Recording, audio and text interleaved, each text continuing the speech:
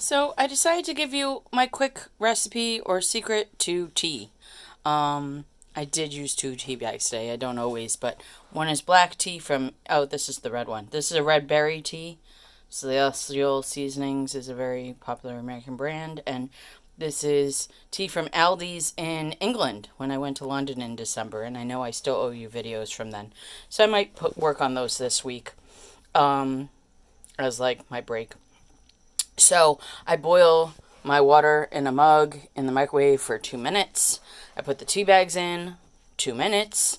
Then I pour it over a huge container of ice, and then I put the lid on and a reusable straw because we want to save the sea turtles. Don't forget.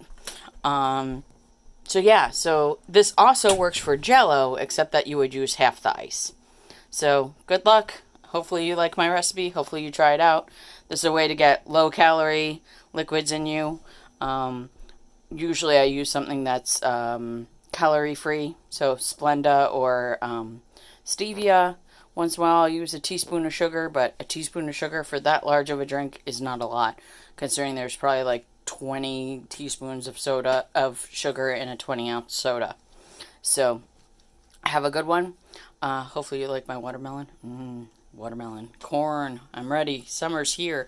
And by the way, this is my compost pile. It's kind of gross. Oh, look, pistachio seed shells. And what else? I don't know what that red thing is in there. There's eggshells, although that's controversial. But the other day I cut up rhubarb, so the leaves are poisonous. So those are all in my compost. It's good to compost those. I actually did Google it. And I'm using my compost this year from last year for my garden. All right, hopefully you like my recipe and tips from home. See you soon.